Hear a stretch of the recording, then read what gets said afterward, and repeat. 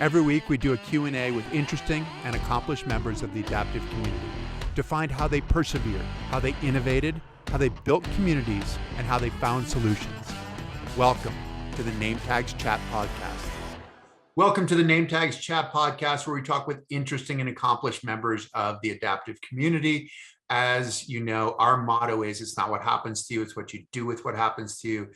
This guy who's going to be on today is a model of exactly that. He has done some absolutely amazing things that blow your mind.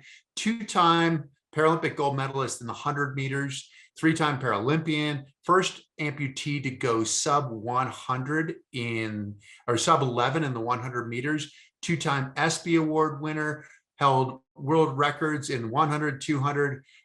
We've got to talk about the high jump at some point, what broke a world record before you even knew that you were even competing.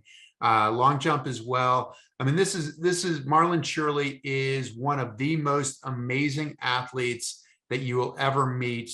And he just happens to be a great guy too. So Marlon, thank you for joining us. I appreciate you having me. I'm really excited about this. It's going to be very, very interesting to, recall a lot of the things that we kind of suppress. And I'm really looking forward to reliving a lot of the moments that, us people in our challenge community have been a part of, for sure.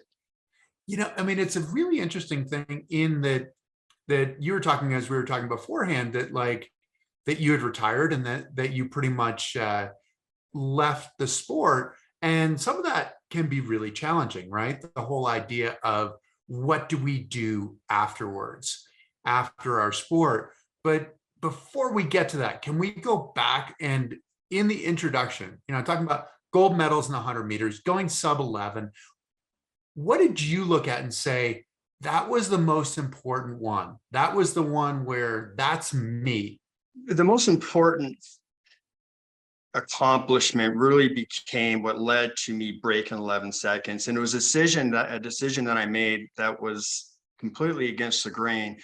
And that was to go with a very small company in the prosthetic community. So I had the ability to be able to make modifications and changes to the designing of the foot that I would be running on to be able to accomplish my goals in the sprints.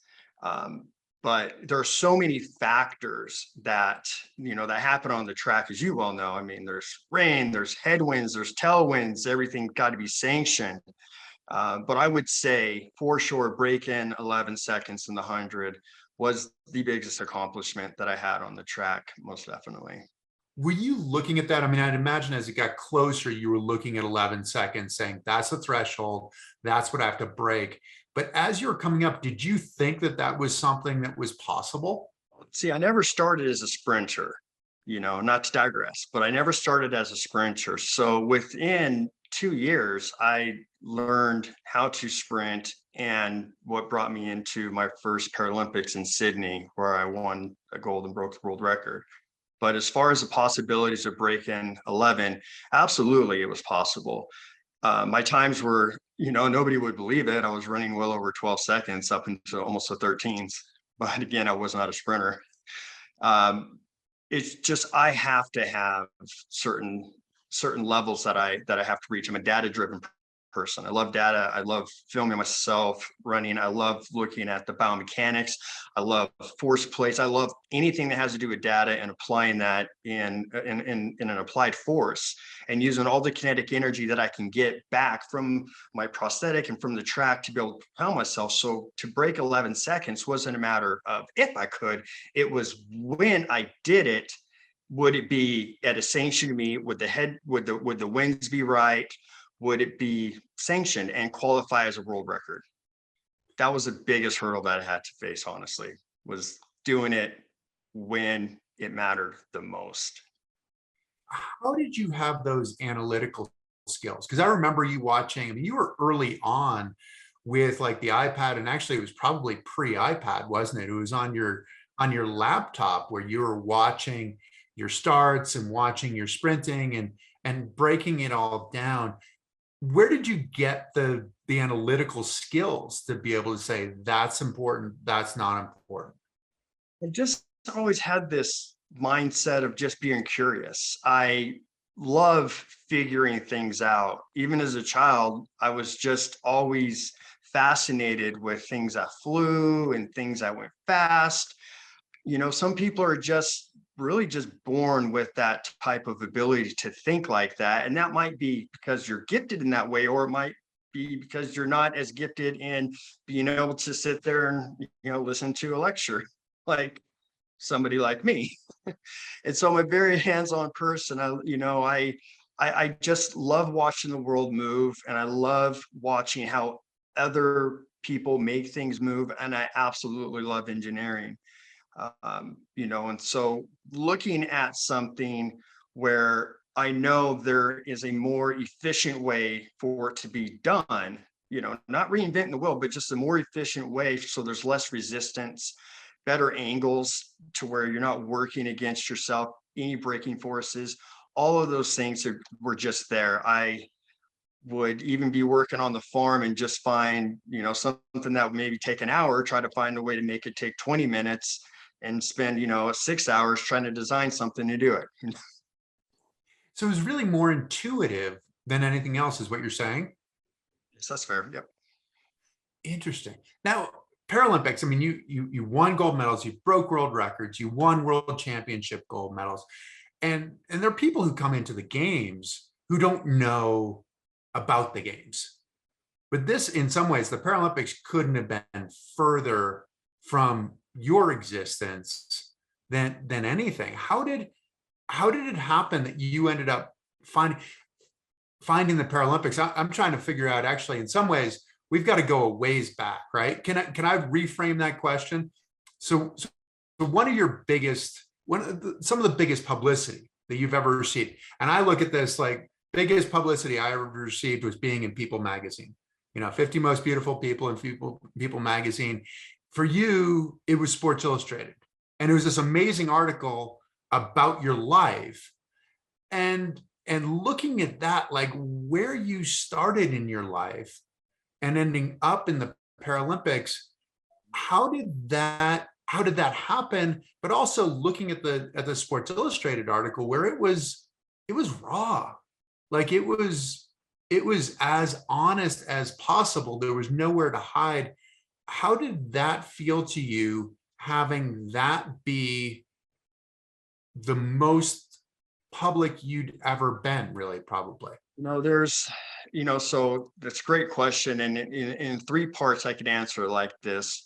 Learning of the Paralympics was an absolute accident. I was a state high jump, champion. I was, always ranked top 6 in, not only Utah, but in the West. I went to what you're probably pretty familiar with. It's called the Simplot Games. And I went there in high school. And I didn't know anything about the Paralympics at all. I had been high jumping since I'd been in elementary school. I was always, number 1 or number 2 at our school in the high jump. And I jumped very unorthodox. I did not do a Fosbury flop. No offense, Dick. Love you. But I would do a front flip over it, because I would take my leg off and hop to the bar and then jump head first. When I went to Pocatello, Idaho to compete in the Simplot Games, I went there hopefully trying to get some type of some type of scholarship to be able to go to school. At that meet, guy comes to me named Brian Hoddle, says, "You ever heard of the Paralympics?" It's like, "No." He's like, "You just broke the world record by 10 inches. I jumped 6 feet, 7 inches, I believe, there. And without my leg on, I'm about 5'10". And that was how I got introduced to the idea of the Paralympics.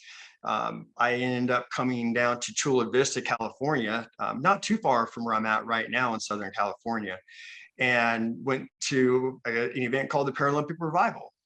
I went there, and there's a gentleman named Charlie. He was a world record holder at the time, and I had never seen another amputee before, maybe once, if ever. And so it was very different, seeing nothing but amputees and people with disabilities. And I went there and I ended up breaking the world record. And that's when I truly got found in the prosthetic community and in our disabled community, with the Disabled Sports USA especially. From there, I ended up making a big decision to leave in April of 97 and move to Washington State and train full time with Brian Hoddle and Tony Volpin-Tess, greatest sprinter I've ever seen as an amputee to this day. And that's where Paralympics was introduced to me. When it came to making myself vulnerable as far as, telling a story that is very intimate to me, because it does involve my mother and it involves some very, difficult things, for anyone to have to, recall or want to recall. It all came down to trusting the person that was writing that article. The way that article in Sports Illustrated, and mind you, that was actually a front cover article at Sports Illustrated, but Steve Nash kind of did something which kind of put him on the cover. So they still put me on the cover, but we'd already did this huge spread. I allowed Scott Price to have 110% full access, and I didn't want to know anything. I, told him everything I knew, and then all of their, how it works on the back end with, fact checkers and investigating and all this stuff. I was introduced to more of my life than I would have ever had known, because I gave him 100%, access, which was trust. And that was not built overnight. It took years for me to even allow HBO Real Sports to do their first documentary. And it comes down to trust. So as a journalist, especially like, host, somebody like yourself, this is how, you're able to get people like, myself who are excited to be able to tell, certain parts of our story, because it's hard for somebody like me, given my background, to really trust that it's going to be done in a tasteful way, in the right way. But the only thing that I can do is to make sure that it is 100% honest and not influenced by me at all. And so that's why that was so raw. I didn't know about it until I read about it. Really? So how much did you know? You knew some of this stuff, right? You were kind of like running around with some gangs in Las Vegas when you were a little kid, sort of semi-homeless, foster care, that kind of stuff, but you didn't know a lot of the other stuff, or what? Right. So anything that I lived through, I remember, like, I remember as far back as being 3. I remember a lot. What I refer to is knowing, like, finding out what I found out about my biological mother's side of the family, finding out about, their views on African Americans and kind of, that other stuff. The racism and that kind of thing, right? Yeah. Yeah, and it being the causation of, me even being put in a position to lose my foot, when I was pulled off the streets by social workers. It was actually, that's when I found out that it was actually my biological mother's father, who called them to get me off the streets. And when they said we didn't pick him up, that's when it was like, well, no. But he was a very successful aviator. So some things maybe just being the genes, because obviously I love aviation. Knowing my family does aviation. My dad, worked for Thiokol, which, built the boosters for the shuttles, so there's always been some influence with that. But there's no better opportunity for somebody like myself to learn more about myself than when I'm able to, just to talk the way that I did in that article. It's not a new discovery. It's a discovery that I've avoided, didn't want to know, because I'm not the type of person that needs to know where I've been to know where I'm going.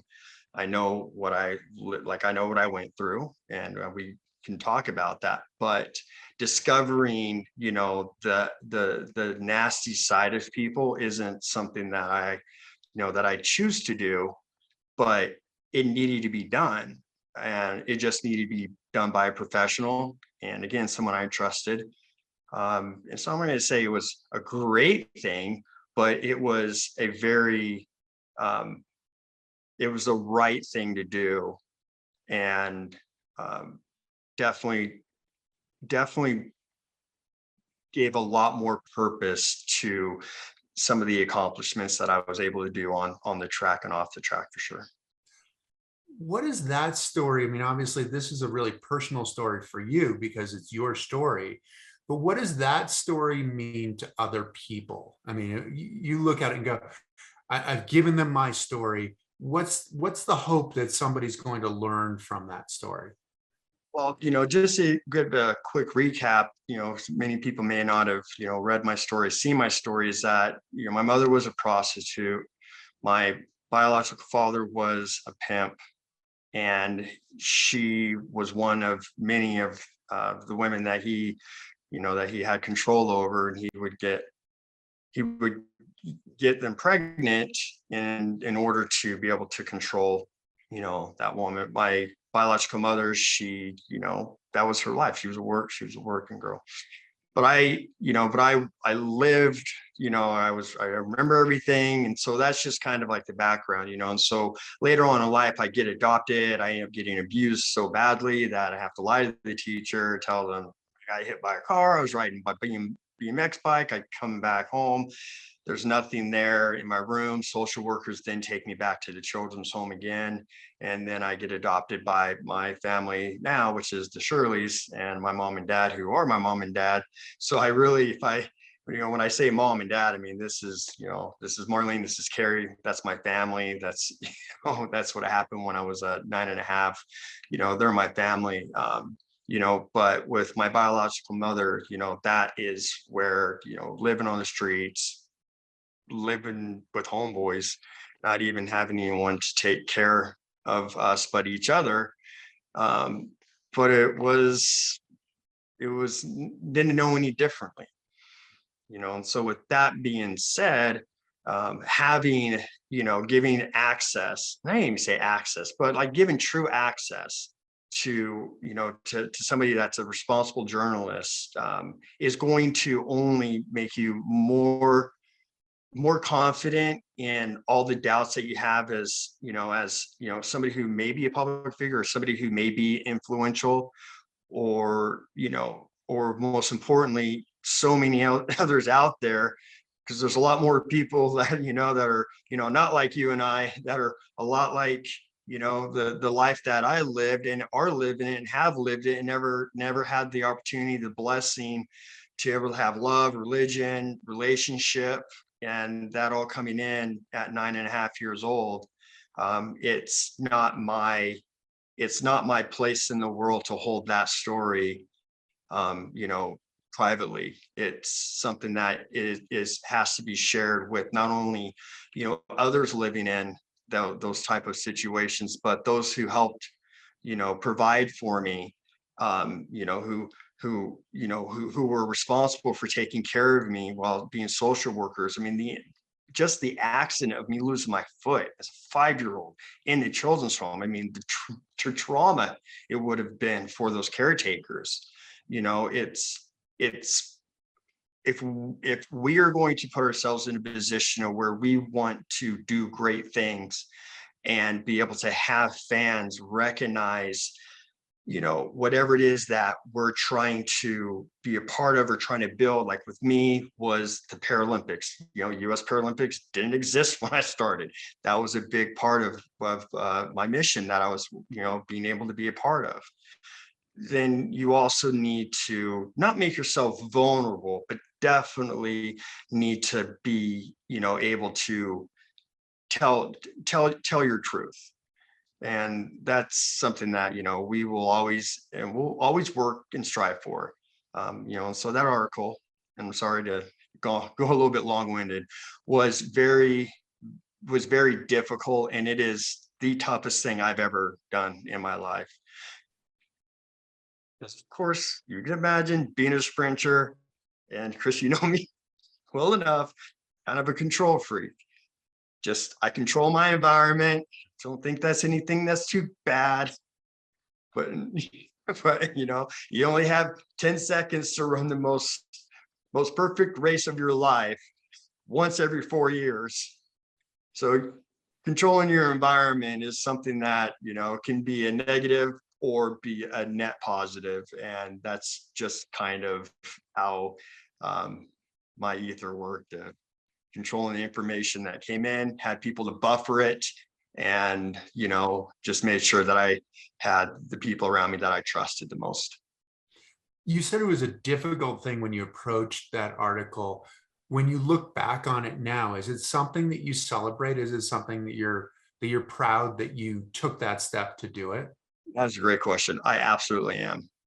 There is not probably a single thing that I have not, included. Let me put it this way. When you accomplish something that, that is something you've really fought and strived for, and you accomplish that, like, it's one thing what it means to you, but what it means to people around you, you can't quantify that type of exhilaration.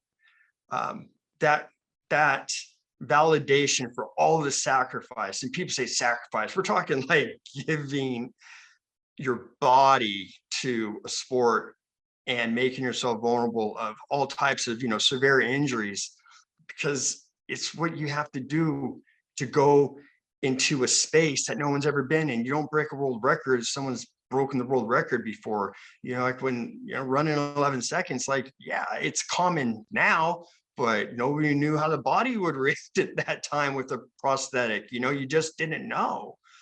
And there's a few scars to show. Well, okay, that ain't gonna work. Next. It's been very proud because my family's been proud of it. They small town, Thatcher, Utah. In school in Tremont, Utah. I'm Bear River. I'm at McKinley Elementary. I'm North Utah. It made my family proud, and it made me more curious as elder adult now. It's made me more curious to go back and learn a lot of things that people haven't really known. Just even since the Hall of Fame, what I've gone to, to make myself vulnerable and, and reach out to family that, was there and actually took care of me that I never knew was there. And that was reaching out to my African-American side. And it's been very, it's been very rewarding. It's amazing to listen to you. And so often, we on the Paralympic side, like, they see my wheelchair, they see your prosthetic, and it's like, oh, well, you've overcome so much. And sometimes that's frustrating in that they miss what you're doing, what you've perfected. So you have it kind of in a twofold kind of way, in that you've got the prosthetic side, and then you've got the history side, where people often say, literally, like I did a speech this week, and I came off the stage, and this woman said to me, she said, thank you so much. I needed to hear that. My son just committed suicide 2 months ago.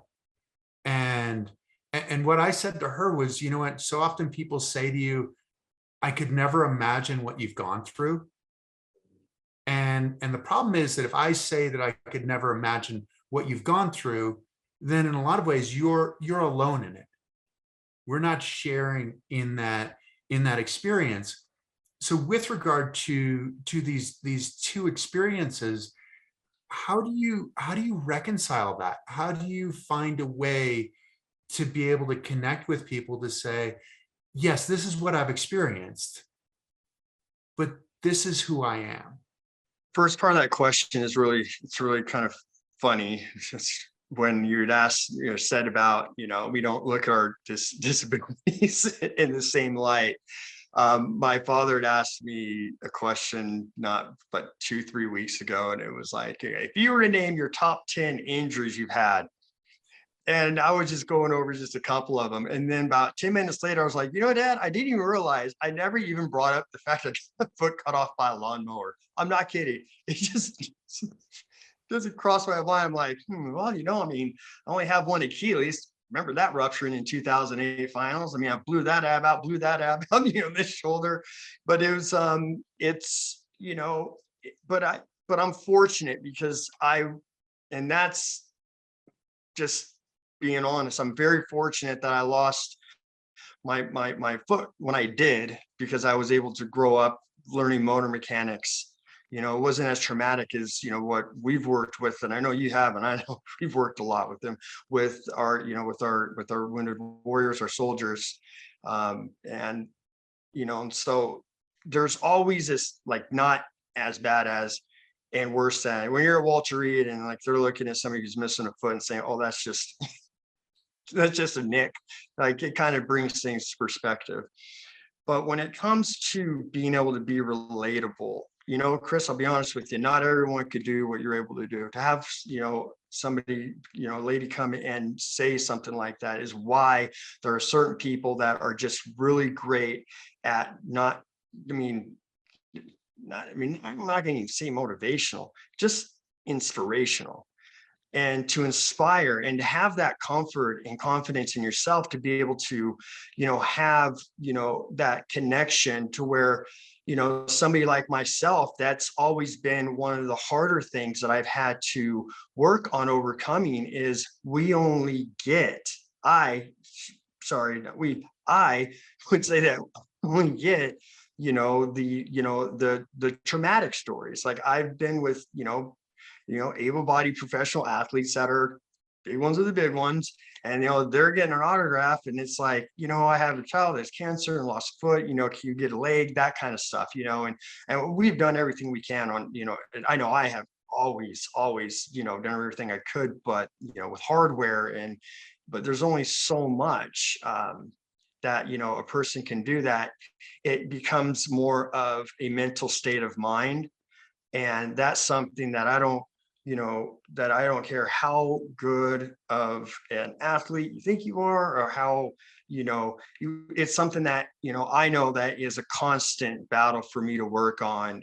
And, being able to find those resources to know that, others, are like me, that they struggle with, being able to, accept how much, hurt and pain and trauma that parents go through, that children go through. That my outlet was my greatest gift, and that was the gift of being able to run, to change people's perceptions in 11 seconds and not say a word.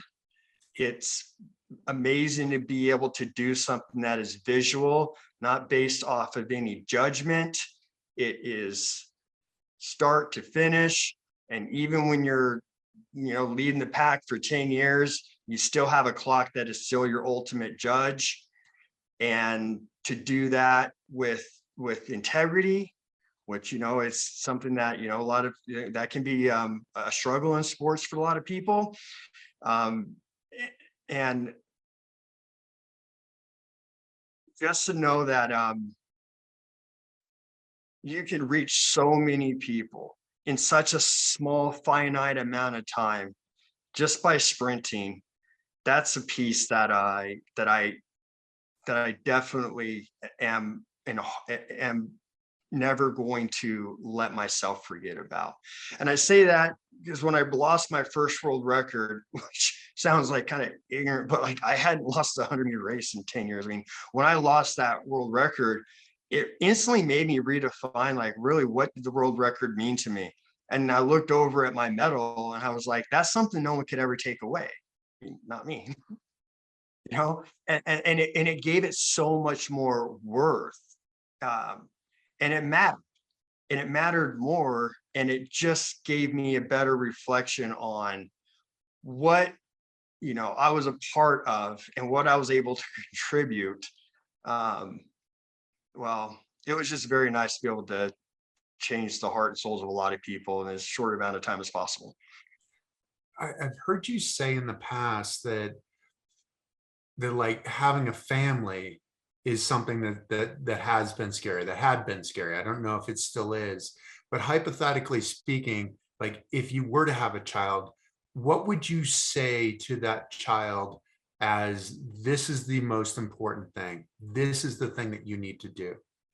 I would have to say, stay true to your convictions, keep your integrity.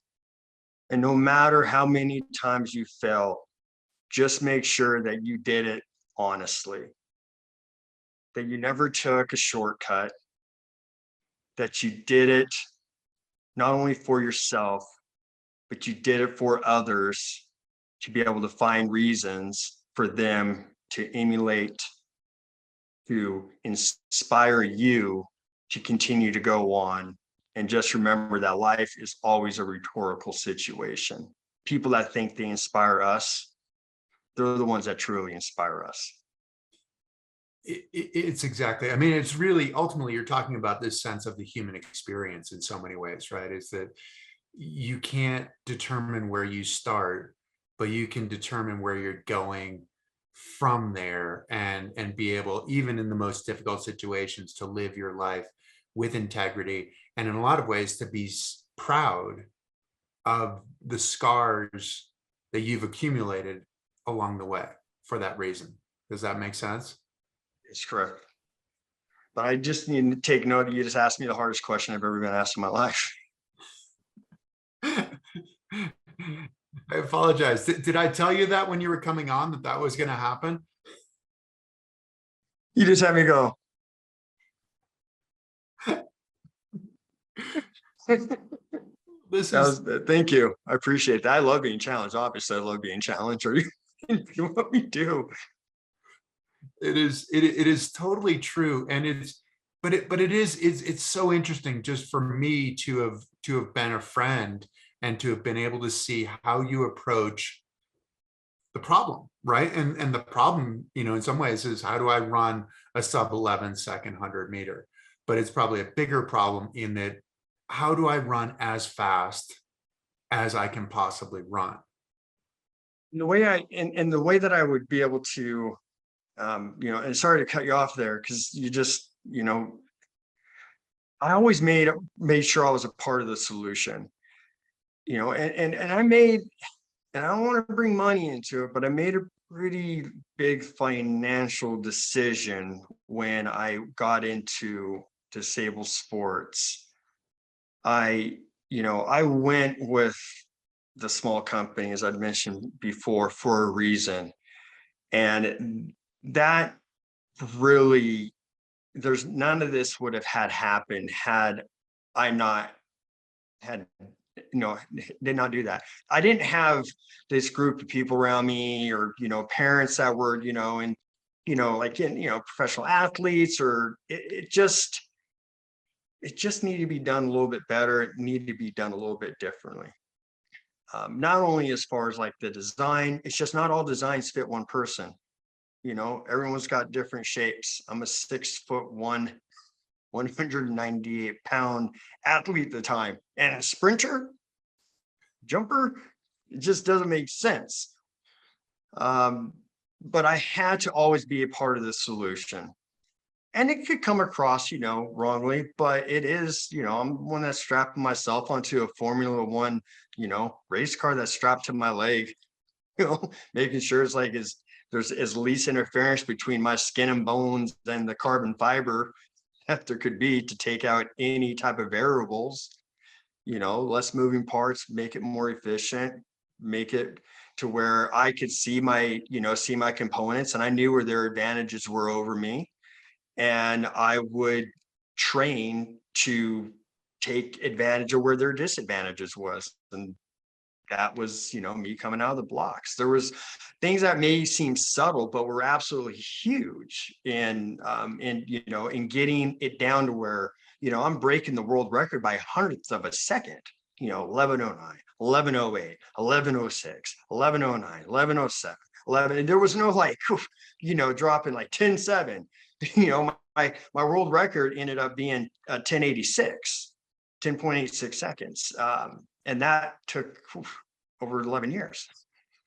My world record in 2000 was 11.09 seconds, and that, and it took a lot of perfect conditions, but to be a part of the solution, sorry to kind of go off a little bit there. No, but to be perfect. A part of the solution is the only way that I was ever able to handle a problem that had to do with my athletics and sports.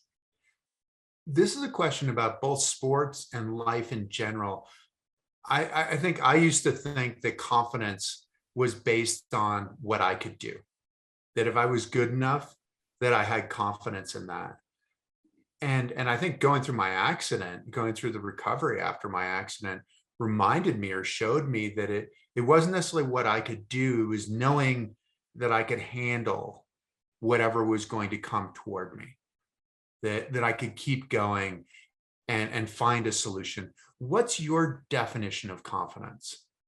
For me, I was most confident when I had the distractions of training, when I had something to work for every day, to stay mentally occupied, to stay challenged and challenging, every single thing that I could do that would be able to make me a better, to make me a better athlete, which isn't always about, training harder. It's usually about training smarter and, understanding recovery and being willing to, bring in all these different, minds and just kind of take a little from there and kind of, mirror together.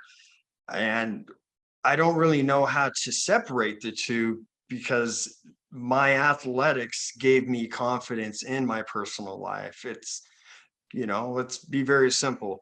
Most people saw me walking down the street would not know I was an amputee unless I was wearing shorts. Think about being 23, 24, you're, wanting to date and you're a lady and you're just like, oh, by the way, I got one leg. Those are things that can be mortifying. Trust me, I've been in a couple situations where you're just like, well, just don't ever take it off in front of me.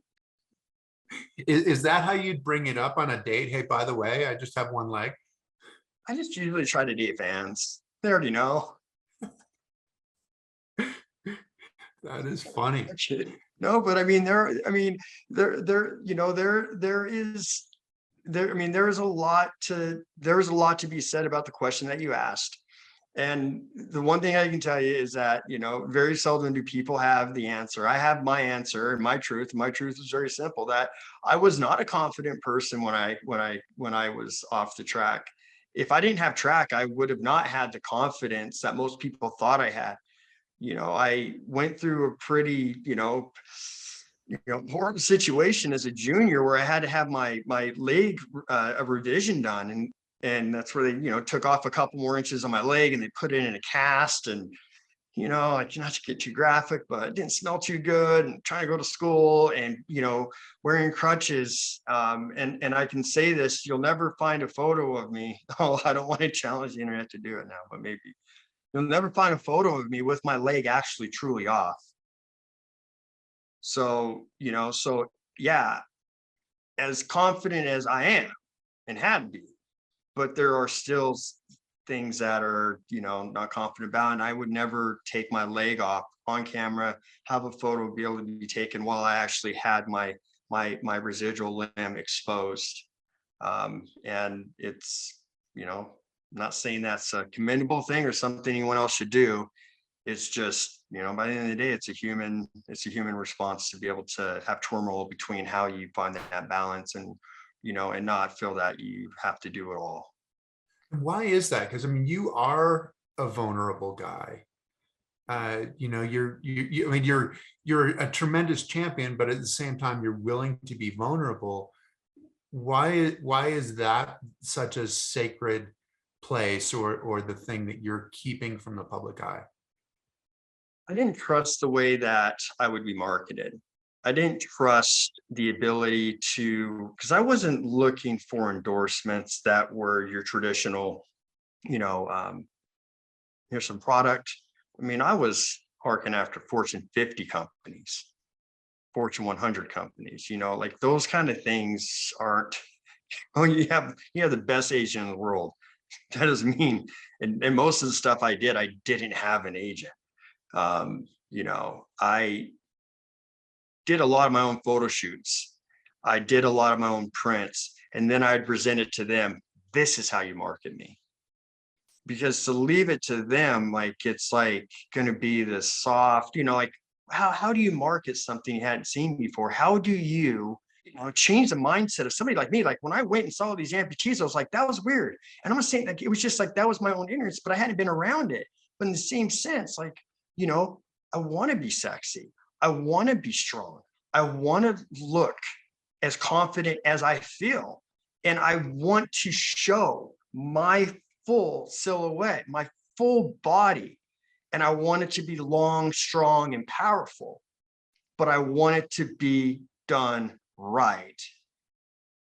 And at that time, and we're talking decades ago, Yeah, no, that's for sure. it didn't really exist in my sport, because even though we're both, Paralympians and disabled sports, you're saying stuff like that, like it's just different. Like you guys, I mean, come on, you guys just kill it. I mean, it's just different. Well, it's interesting because I mean, you're talking about what a lot of the athletes talk about too, like removing the sense of sympathy, the sense of pity, and the pity probably more than the sympathy, right? Of like, don't feel sorry for me, but also at the same time, it's you're demonstrating an ability for people to learn from your journey too.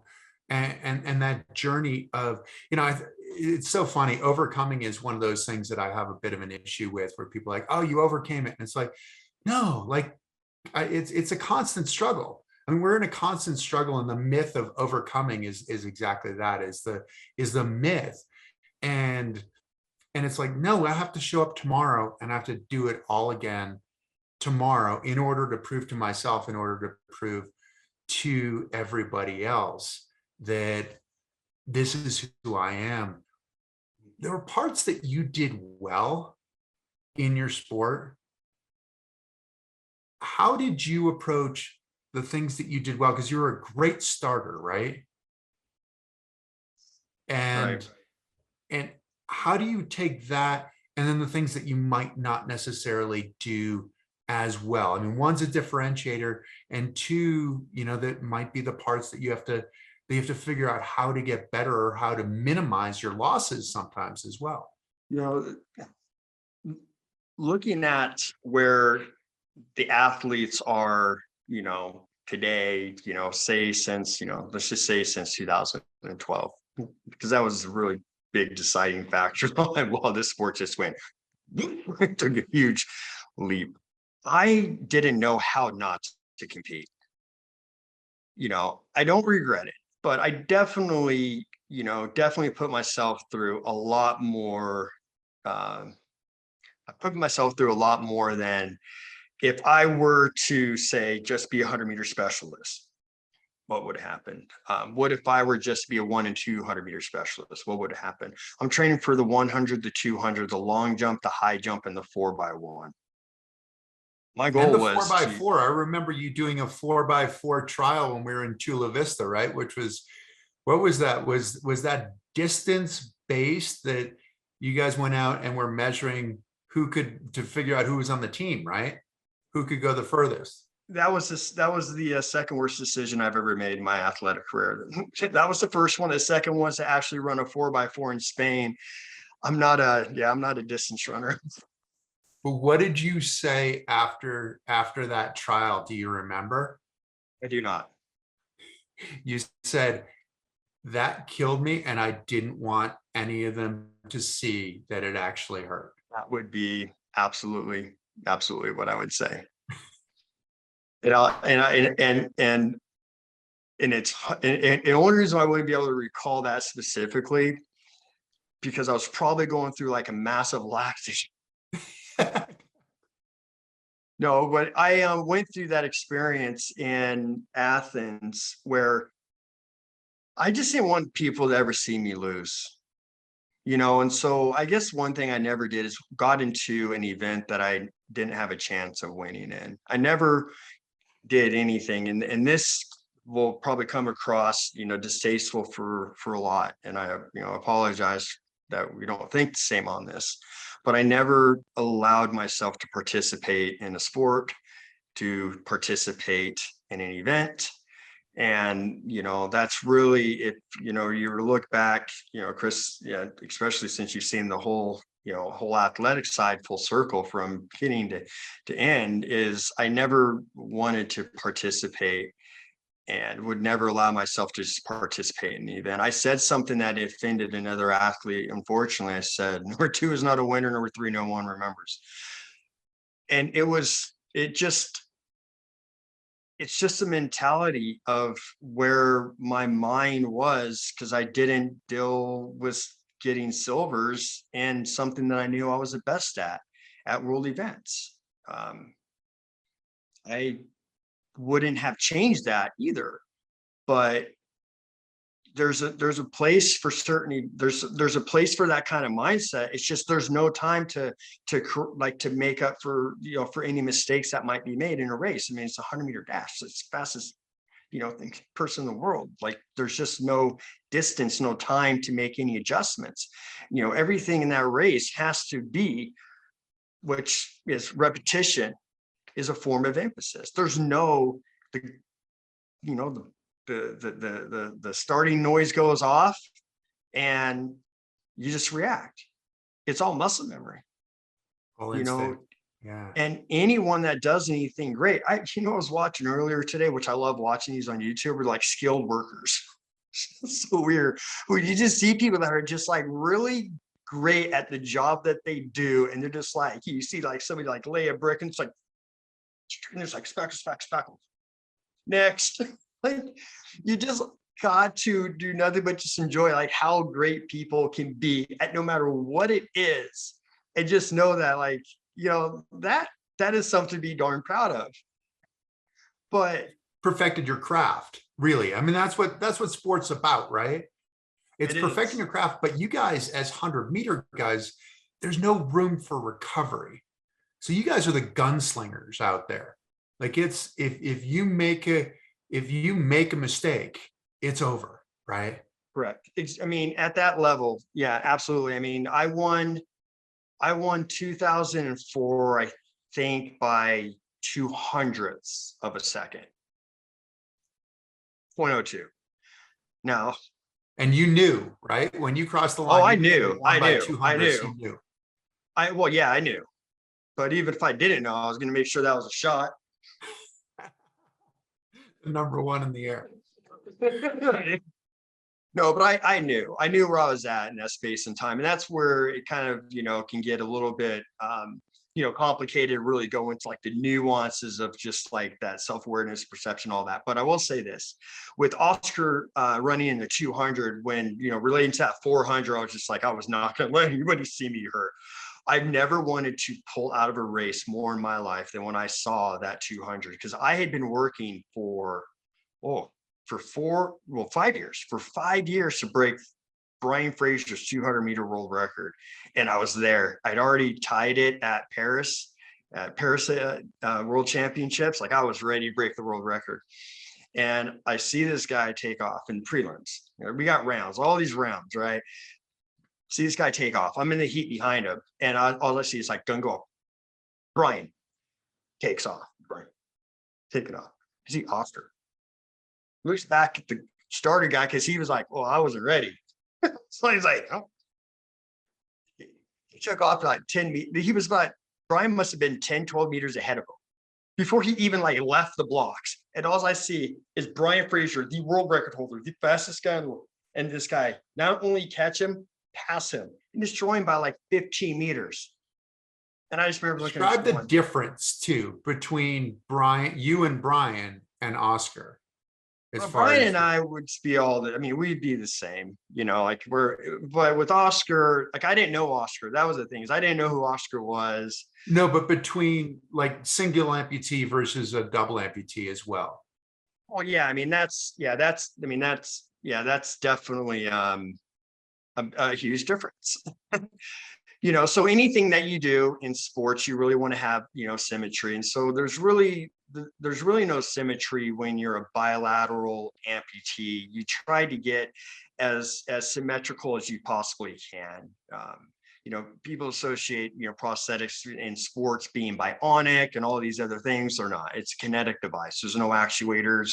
I'm not going to get all into a bunch of science talk. I'm not Bill Nye the Marlin guy. But you're not it's all returning connected. more energy. It's not giving you more energy than you're putting into it. Exactly. But when you're able to manipulate your stride length, your trochanter length, your height, it's a different class. It's a different race. There's no real way I would say, oh, this is fair and that's not fair. I just know that they're two separate, classifications, two separate events, two separate gold medals, two separate world records. And that's just, and that's even when I was beating double amputees like left and right. Tony Volpin test, again, it's the greatest amputee sprinter I've ever seen, was not only a bilateral amputee, he was also bilateral arm amputee. And, but he was regulated on what he could do on height and stuff. And so, with Oscar at that point in time, I didn't have time to process what was happening. I just knew, I just saw Fraser, the world record holder, just get caught up to it, ran down and destroyed. And I know I'm going to break the world record, which I ended up doing in the finals, because of course I'm not going to quit. But I end up breaking the world record, beating Brian, but I still lost by like 10 meters. And it's not a me thing. And I want to really emphasize this, because I know this is kind of going all over the place.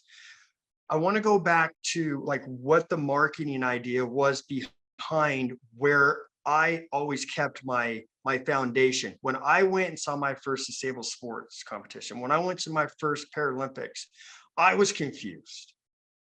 I've had multiple conversations with the international, let's just say IPC and people of the likes and stuff, because it's confusing for the audience, for our fans. In Sydney 2000, that was like the first time the games were going to be shown live streamed, internet, network TV. There was a lot going on. Atlanta was covered really, really well, but like this was a big, big deal. And it was a beautiful stadium. Great fan turnout. Love Australia. You guys are amazing. And it's just confusing. Wait, you just had a guy break a world record, but get a silver, and the guy gold, but then it's confusing. And so it's more of just allowing, the sport to have hopefully been progressing where there was the ability to have your individualization within your classification.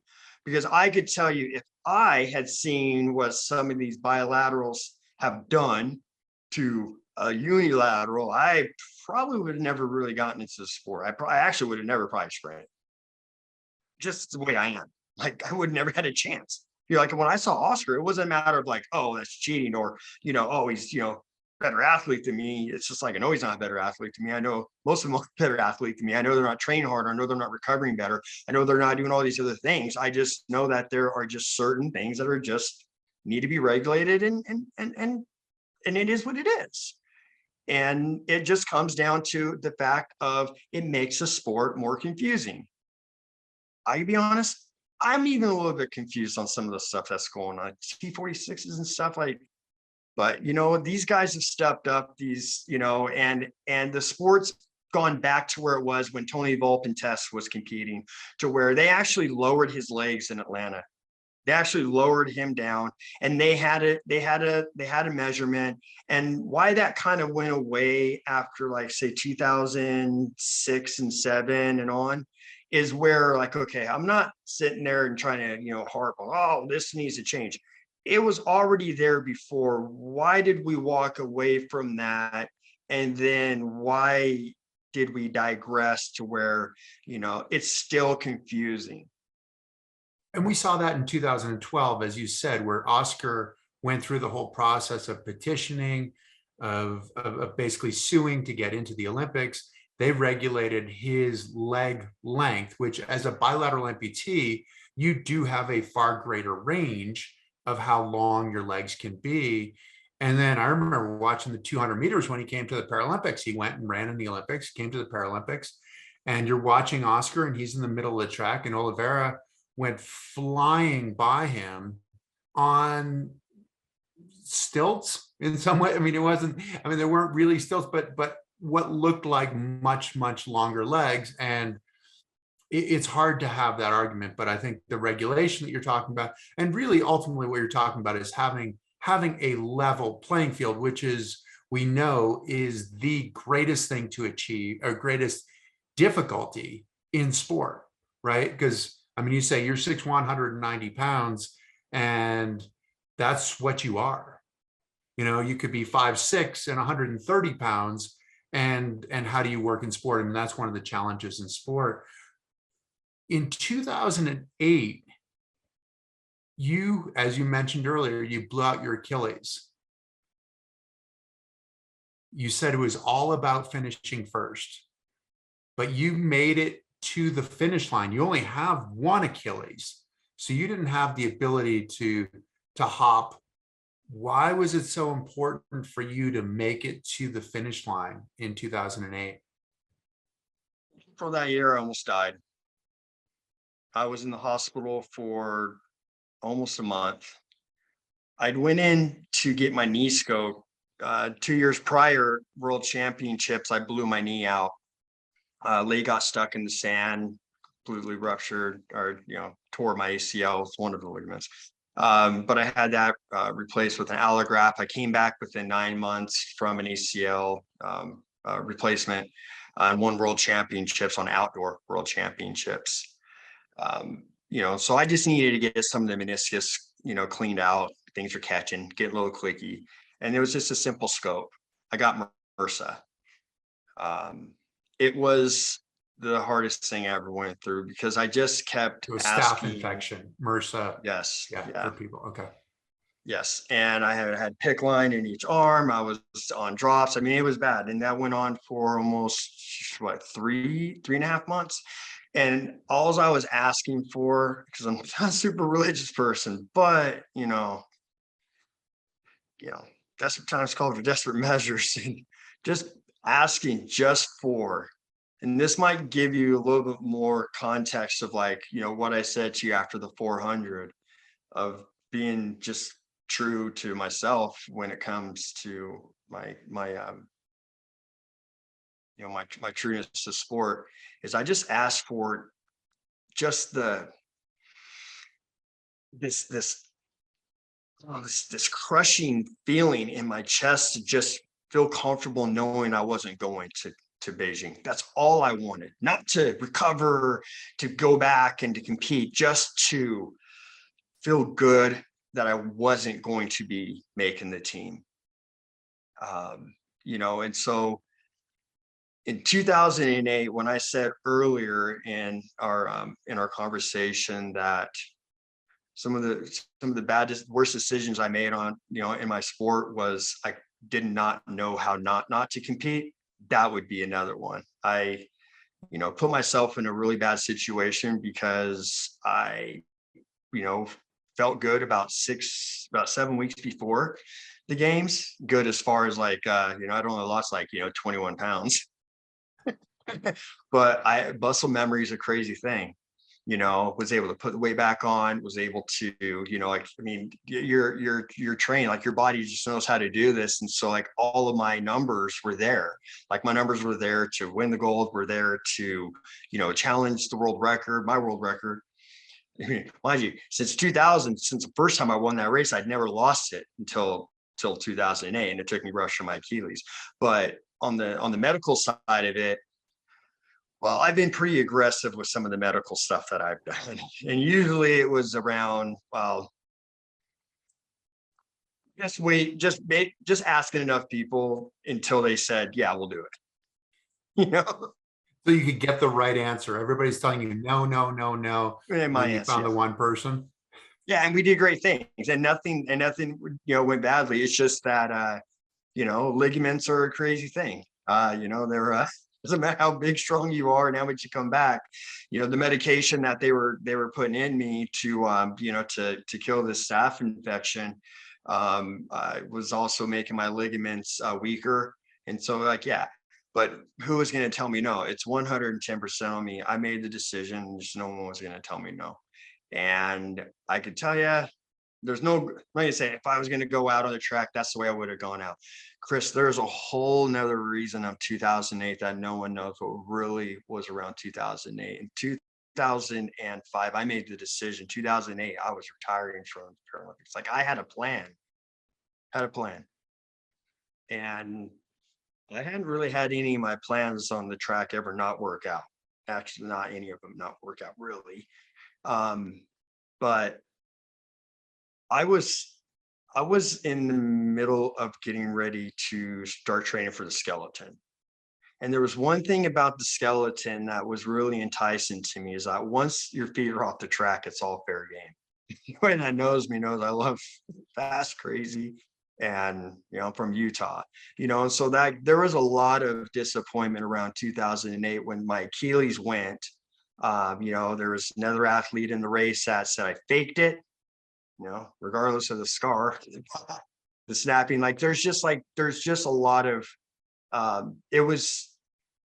it was like I was so looking forward to 2008 because I was so looking forward to trying to make the team. And there was another athlete that was skilled in that sport that I was talking to and had conversations with about skeleton, but that was really like my transition in sport. And so when the Achilles went, and hold on, let's back up before you say that. So you're talking about skeleton. So you're talking about going from being a Paralympic sprinter. There's no skeleton in the Paralympics. So if you were going to move into skeleton, which is basically getting on a sled and going head first down the bobsled track, and the sprinting part is a huge part of your success in that sport. So you were talking about going from the Paralympics, being a sprinter, to effectively sprinting for a shorter period of time and then throwing yourself onto a sled and hurtling down at 90 miles an hour or whatever down the bobsled track. Right. Okay. I think it's a great idea. It was a great idea. The one thing that a lot of people didn't know is like down in Chula Vista where I trained at, we actually had a track for push. Like that's where bobsled trained. That's where skeleton trained. I mean, I was able to have a sled there and work on push mechanics with right hand on sled and push. And there's designs on the feet that we're going to be changing that would be able to bring the toe up a little bit more so we wouldn't get caught. The biggest thing was just the aerodynamical factor of the arch on the back, but it was a natural transition, and this is well before there was really any, any extreme sports, in the winter, Paralympics and anything like that. I mean, this wasn't something I was like, oh, snap decision. This started back in 2005, the end of 2005. I'll say, I mean, Jimmy Shea, he was, at my place in down in San Diego. And just had a conversation, just like how would this work? I was also working with a manager at the time who was in skeleton, when he was an athlete as well. So there was a lot of just me being me, just having a really small circle of just the kind of the people that I could kind of like pick their brain on, but not really super divulge what it was that I had going on in the back of my mind, because I didn't want anybody to like sit there and say no, because then it would have been like, well, next. But no, it was, I mean, I really just thought it would, I wanted to do it because I thought it'd be awesome. I mean, that was nothing else but that. It wasn't about, being the first Paralympian to be in the Olympics and all that other kind of stuff. I mean, there's already been, we've already had those. It wasn't about a first in anything. It was just for the love of sport. And my goodness gracious, like how fun would that be to be competing and everything to be completely fair game once your feet are off the track? Because at that time you're going into like controversies where, when you have an amputee start being able-bodied people, oh man, can't have that. Oh no. All of a sudden now you're cheating. The only thing I've never seen any professional athlete do is cut a limb off to gain an advantage. Now, that's for sure. So this is why you needed to make it to the finish in 2008 in Beijing in the 100 meters. It was my last race. That was it. Whether, I mean, the injury wasn't even questioned. These contracts are signed years out. I mean, that was my last Paralympics. I mean, that's 3 Paralympics. And I mean, that was it. You know, I think one of the biggest flaws that athletes have is they never really finish on top. We overstay our welcome. And, you know, so like that was the only way to have a plan, was to be able to have that set day. And, you know, obviously, you know, not to, you know, overcommit myself to something that I wouldn't even, you know, really be able to know. There's test events that I was, you know, looking at setting up for, you know, to get tests on the ice and stuff. But 2008 was my last race. It was, you know, not glorious, but it was, as I got older and as I looked back at what really mattered, as world records get broken and guys are doing things that are just like crazy athletes. I mean, goodness gracious, long jumping like German world records and stuff. This is crazy. These guys are amazing athletes. You know, like, you know, Brian Fraser's my best friend. And, you know, to have an athlete come back for you that you, I mean, especially, I mean, he and I were rivals our whole career. Took all his golds in the 100-meter dash. It's, you know, after 2000, you know, at our, you know, world and Paralympic events. But you could just see, and I don't know if you've actually seen the photo that I shared a couple months ago, but it was of Brian and one of the Beijing staff. You know, they came out with a stretcher, and he's like, "No stretcher. This guy is not getting carried off on a stretcher." And you know, you could just see like true sportsmanship. You know, regardless of all the other, you know, messes that went on. That's just true sportsmanship. And, you know, Brian and I have had a very contentious relationship, but what's really interesting is we always roomed together since 2000. You believe that? Because we had the same habits. We had the same habits. We went to bed at 9:30. We woke up at 6. We had breakfast at 6:45. We were creatures of the same repetition, same habit. While other people are out there standing on their feet, going sightseeing or going up, wasting energy, playing cards, laughing, all that kind of stuff, like we were just honed in and dedicated. I mean, you only have that moment once every 4 years. And it's hard to find people that have that same type of lifestyle as you do. Yeah, I mean, this is that Tanzanian runner in some ways, right? The marathon runner who got injured in the middle of the marathon and ended up finishing in the dark and saying, you know, my country didn't send me to start the race, they sent me to finish the race. And it sounds like that's exactly what you were doing. Is you were I didn't know, and I didn't know even how to even respond to it. Like the amount of pain I was in. I mean, it was bad. I mean, my mom came from the top of the stadium. How in the world she got on the track, I don't know. I mean, it's like 125,000, 120, that'd be at least 100,000 people, 80 to 100. I think the stadium, well, Sydney had 125 capacity. I think they had around 105. This was Oscar Pistorius was in the race, for crying out loud. This is like the race. Marlon Shirley versus Oscar Pistorius coming off of 2008. I mean, it was stacked in there. But I just didn't know. I didn't know what to do. Like, there's no like wheeling me off on a cart. I didn't know any better. I just know that there's just, I just didn't know how to respond. I still don't even know how to talk about it. I just know that, thank goodness, I had a teammate, you know, Team USA, get me up and get me across that finish line, because it probably would have been very, it would have been on my hands and knees, which would not have been, I would not have been happy about looking back.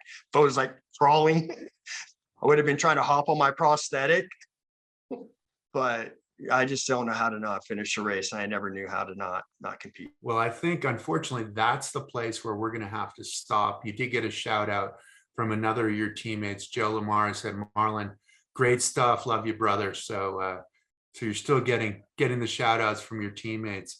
But yeah, I mean, there's so much other stuff that I wanted to get to, you know, what you're doing now, the Hall of Fame, all these things. I think we're just going to have you back.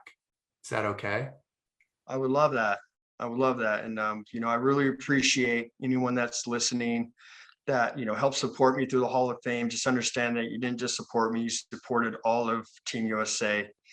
And it is, you know, it was a very huge moment for me to learn a lot more about myself. And I could tell you, you know, to be able to, you know, have that honor of knowing that it was your peers, people like yourselves, Chris, that were a part of recognizing what you did on the track, make some of the mistakes that were made off the track a little bit more tolerable.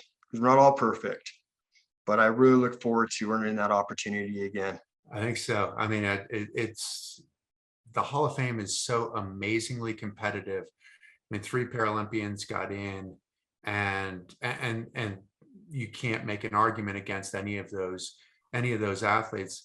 But at the same Not enough time, votes. it's amazing to me to look at an athlete like you and say, I can't believe that you didn't get voted in. So I'm hoping that it is just a matter of time, because the hall needs you for what you've done, for so many of the things that you've done, and the example that you've been to so many athletes, myself included. I appreciate that, and I look forward to having me back. Cool, buddy. I really appreciate it, Marlon. Thanks so much for joining us. And thanks to all of you for tuning in. I hope you enjoyed our conversation today. As usual, the greatest gift you can give us is to tell your friends to tune in, check it out. We'll have another great guest next week. This will be a traditional podcast when that comes out. I hope you get a chance to listen to it again or to tell your friends about it. Please like us and follow us, and we'll try to reach as many people as possible with as many great stories as we can. Thanks. Until next time. See you soon.